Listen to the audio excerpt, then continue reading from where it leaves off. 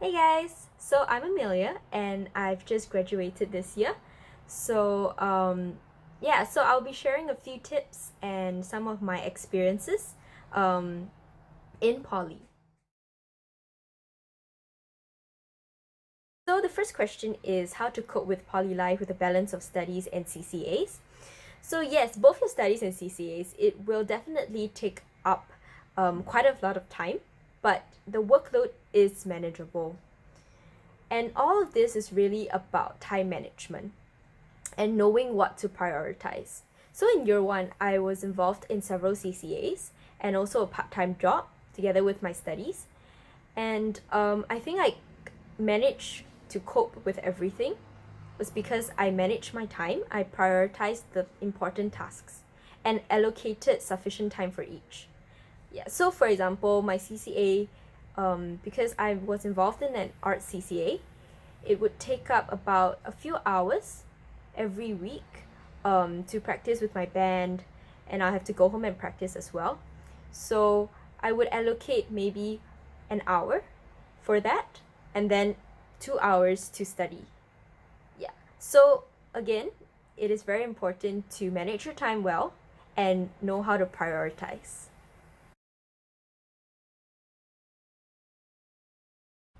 Okay, so how to cope with workload such as assignments, group projects, and CCA. So compared to the workload in year one, year two would definitely be more and more challenging as well. You'll find yourself buried under several assignments and projects with similar deadlines. And it wouldn't be surprising if you have multiple class presentations and tests all happening on the same week. Yeah, so in year two, it was a very exciting year for me. So not only was I involved in projects, but also held several leadership positions. And so throughout the year, I was just rushing from place to place, completing several things at a time. And sometimes during lectures, I would be distracted with things that were happening in my CCA. Yeah, so I think one thing I learned while I was bogged down with all the commitments was to manage your time properly. And like I said, prioritize your tasks. So know which tasks are important. Yeah. And also, besides that, is to take a break. So, yes, studying is important, finishing your assignments is important, but remember to relax. So, go Netflix, go read a book, just do something you enjoy. Maybe after you finish an assignment or when you finish studying for a few hours. Yeah. So, it really prevents you from breaking down and losing the motivation to study. So if it helps, every morning you can make a list of what you plan to complete, putting the more important tasks at the top so you don't forget, and also allocate maybe about 15 to 30 minutes of break in between your study sessions or after you finish an assignment. Yeah. How to make use of your knowledge and skills in SIP and major project. So I interned at Children's Cancer Foundation, and during that internship, I was able to apply several theories from developmental psychology, such as the one by Erik Erikson. Do keep in mind that some of the tasks that you're assigned with may not be directly related to psychology, but do it with an open mind, as you may acquire some other skills from it. Yeah. And also, besides knowledge from psychology, I also applied other skills like teamwork and communication, presentation skills that you learn from the course, because I was expected to write formal emails and also conduct lessons and also present case studies to my supervisor. Yeah.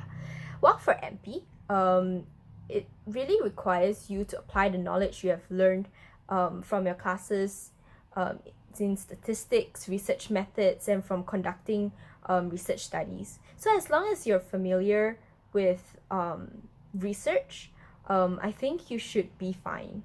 Yeah, so all in all, that the knowledge and skills that you have learned from psychology can be applied to SIP and MP. Yeah, it may not be very obvious, but do go with an open mind. Okay, so the first event that was very memorable for me was the Heart Conference. So the Heart Conference is a conference aimed to address the motivation behind doing social good and community service work. So in this conference, there are inspiring keynote addresses by individuals who have made a difference in their community, and also opportunities for one to get involved in the multiple projects by community partners. So from this conference, I learned about the many ways I can contribute to the community, and also had the opportunity to talk to people who are like-minded and active contributors in community service. I also learned that if you're interested in contributing to the community, you can actually start your own project, which was very interesting to me because I'm very interested in community service work. So after this conference, it made me reflect on what I was doing for the community and how I can actually help the community. So the second memorable event was the HSS local community project I participated in. So there are many opportunities to contribute to the community in HSS. Some may be global, where you get to travel to Vietnam, you get to travel to Cambodia, and others are local projects. So this project I participated in was the local community project. And so in this project, right, we were required to go up to houses and clean them. Yeah, for individuals who were not able to do it due to certain factors like age or disabilities.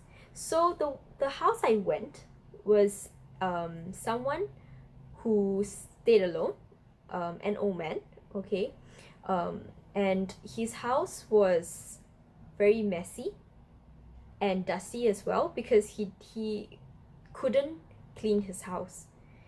Yeah, so it was a very satisfying experience to see the house clean and the smile on his face after that. Yeah, and he was very happy to see us and chatted with us and talked to us about, you know, his experiences. So it's all in all, it was a very memorable experience because it was something that I haven't done before, but it was very heartwarming to talk to these individuals and, you know, seeing the outcome of your effort.